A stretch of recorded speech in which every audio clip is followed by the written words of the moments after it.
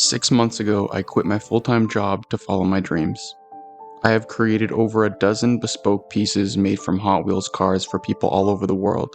All of it has led to this moment. In 7 days, I will be flying nearly 5,000 kilometers to hand deliver and present a bespoke, one-of-one custom piece to a millionaire car collector in Miami, with one of the coolest car collections I have ever seen. With this limited time frame, I can't afford to make any mistakes.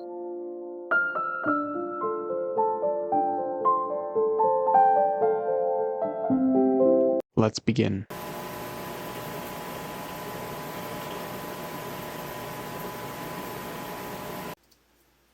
We disassemble all 4 parts of the Hot Wheels so we can strip it down to its bare, essential parts. I use aircraft paint stripper to remove the paint.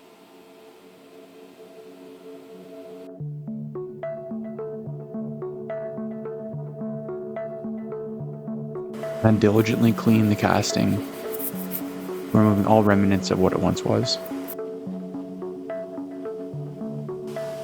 Using 400 grit sandpaper, I lightly refine down all the imperfections in the casting and then remove the rear spoiler. The 964 we're recreating is a Carrera 2 model, not a turbo, so it doesn't have the whale tail spoiler on the back. We delete that using a jeweler's saw and then use a hand piece with a Dremel bit to bring down all of those imperfections. Using 2-part putty epoxy, I fill the hole and then sand it down flush as if the whale tail spoiler was never there.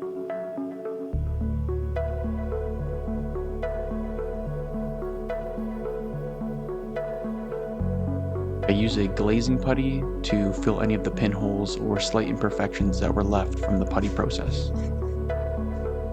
Let's give this putty a full 24 hours to cure, and let's move on to the wheels. These are the wheels that are on Juan's 964 Porsche, exactly. We design them up in CAD and then 3D print them. We 3D print them at around 10 microns, which is an extremely small layer height, which adds a ton of detail.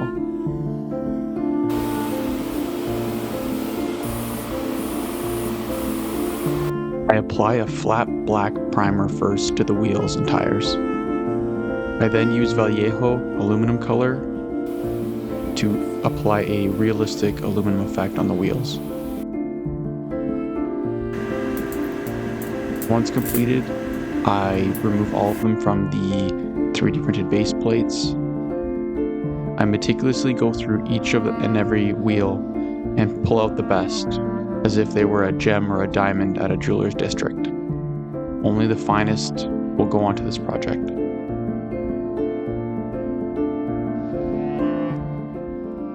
Next, we need to design the brakes. My design process always starts with some really not beautiful sketches that I do by hand, and then I'm able to replicate and refine those in 3D CAD software on my computer. The brakes I designed use a combination of 3D printed resin and CNC milled aluminum. Using the aluminum gives the brakes that real authentic metal shine and pop on the build that you just can't get with the paint. I refine all the support sprues off of the rotors, and then I actually ended up building a kit that you can see here. This will speed up builds in the future and allow me to just pull down the kit and set up a pair of brakes whenever I need to.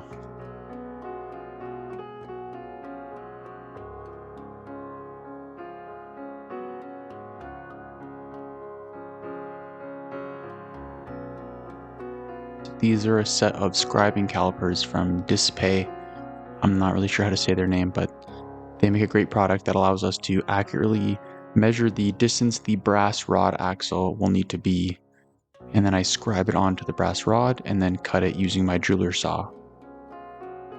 This creates a very precise and perfect fitment, basically each and every time. I glue the brass rod in using simple cyanoacrylate superglue.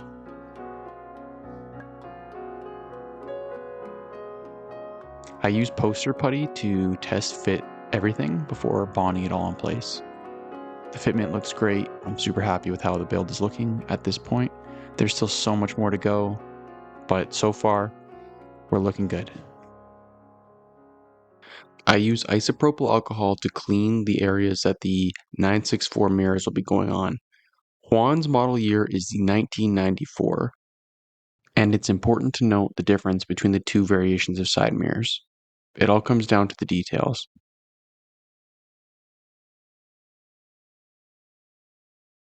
Now I use some isopropyl alcohol to clean up the whole casting because we're going to lay down our first layer of primer.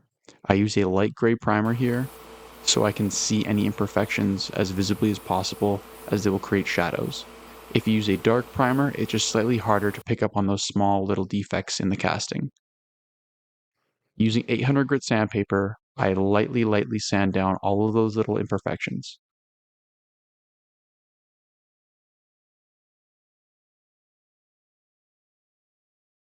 Now, Juan's 964, the Carrera 2, does have a rear grille. So I grab my calipers and take a bunch of measurements. I replicate that in 3D software again and 3D print exactly the rear grille. I set that in place. I also scratch built the third brake light using a small piece of styrene plastic.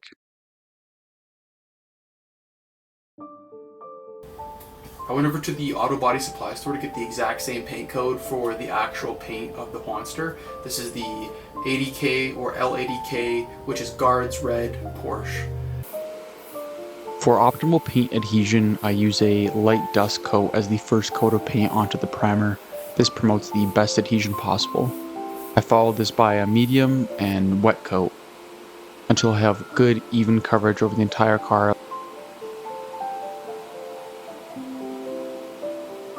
From here I hand paint any details including the front grille, the door handles, anything that a decal can't really capture.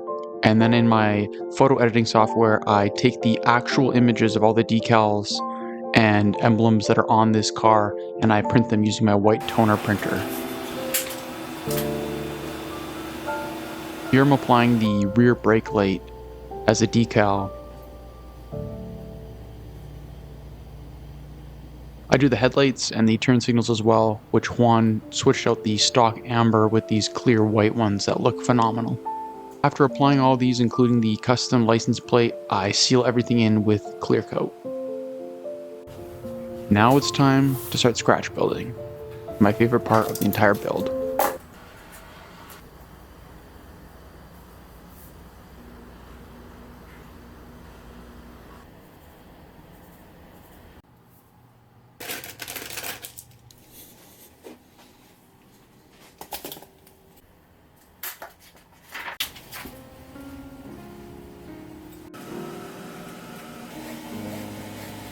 Using a piece of aluminum rod, I'm able to shape it using files, pliers, into these beautiful little control arms.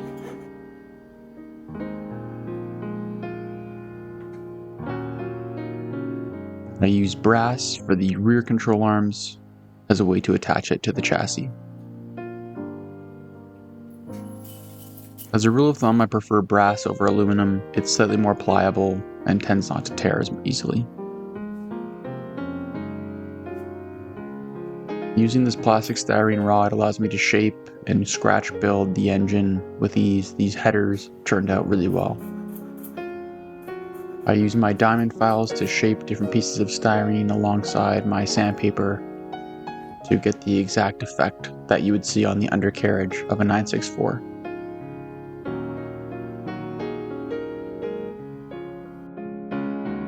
Just like that, after a lot of time and patience, the exact plan we had was replicated, and that's a satisfying feeling. I use a few different variations of the Vallejo aluminum paints in order to get some shading and depth on the aluminum on the undercarriage. And then for the silicone couplers, I use a Kaleido red, matte red paint. It's time for the interior.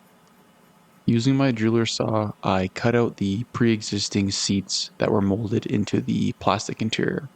They are not accurate to the 964, so we remove those and then lay a base coat of primer to act as kind of like a guide coat so we can see what's going on and also get that harsh pink out of our eyes. I do some investigating on Juan's build and see that there's no rear seats. On the 94 Carrera, they were not allowed to have back seats with the lap seatbelt.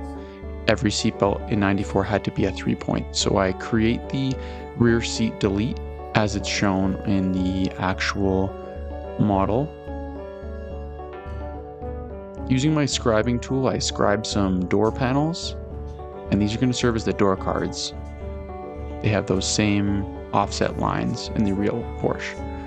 And then using my leather punch, I punch out some circles that will be used as the speakers on the door cards. I sand everything back and then use some beige flocking powder. This beige flocking allows me to glue and press it into the back seat and on the floor to serve as a carpet. The effect came out really well, and you'll see that closer in a bit. These are the actual 964 seats that are in Juan's car.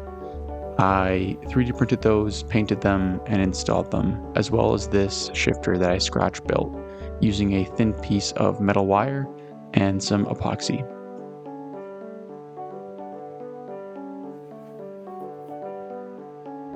This is the exact 964 steering wheel that's in Juan's build. I 3D printed that using resin as well. Using some styrene rod, I measure and bend up the roll bar.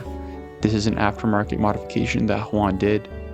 Not only does it make the car safer if you're driving it in a spirited fashion, but it also adds some rigidity to the back of the vehicle. That's missing when you have a drop top or cabriolet like this one is.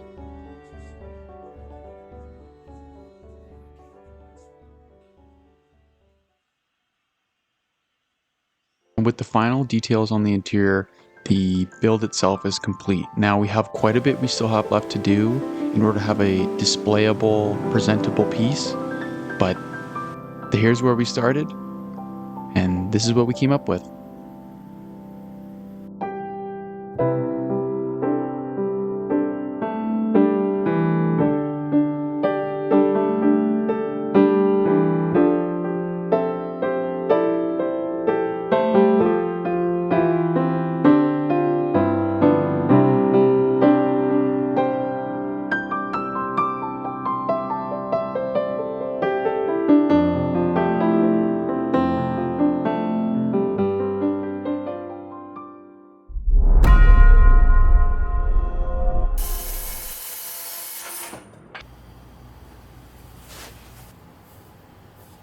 I just spent the last hour looking through these pieces of nogal, which is Peruvian walnut.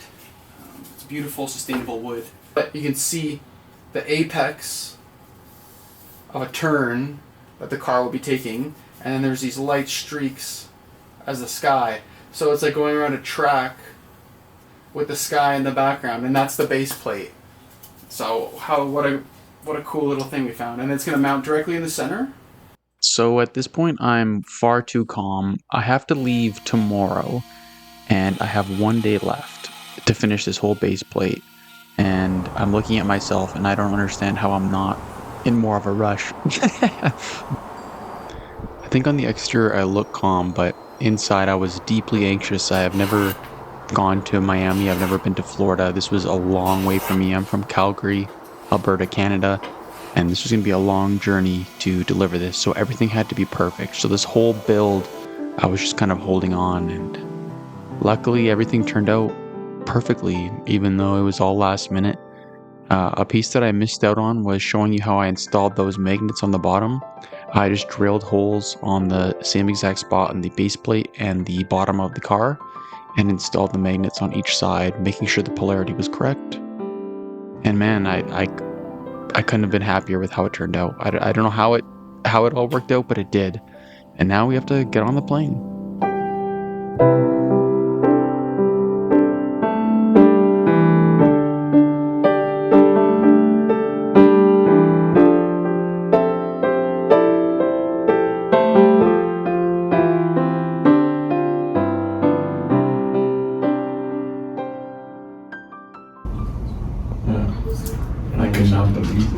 cannot believe the level of detail and the dedication you have. Well, I'm doing a man cave that should be done in about 3 months. This is right on the desk. And it's going to be in a very special place. I love that.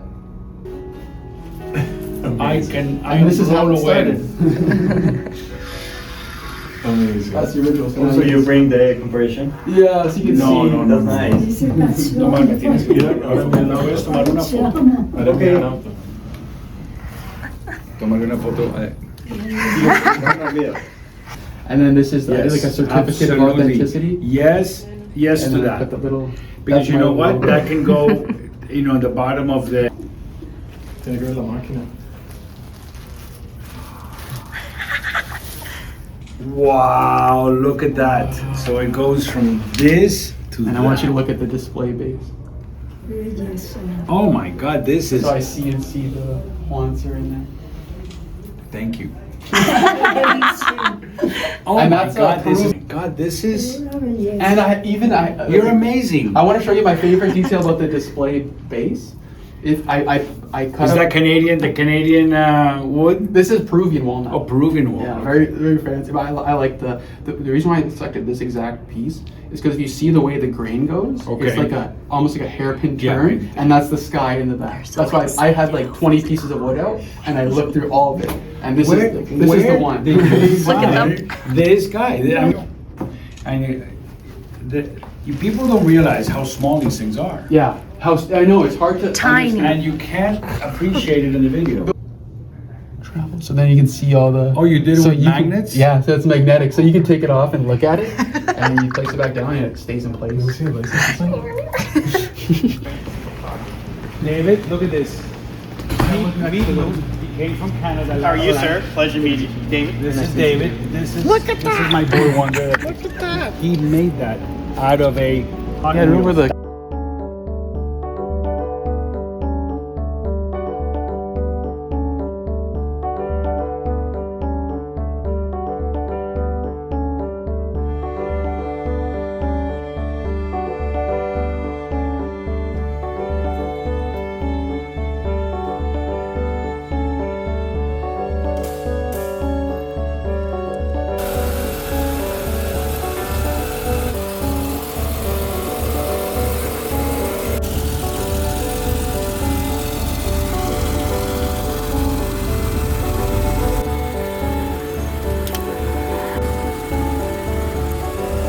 When traffic, it goes, it stops, it turns. Oh, absolutely. It's still very relevant. And you're having a blast. Those flat six just sound so good. Yeah. Oh, it's so good. Now that's full power right there. Yeah, that's all you need though. That's so fun.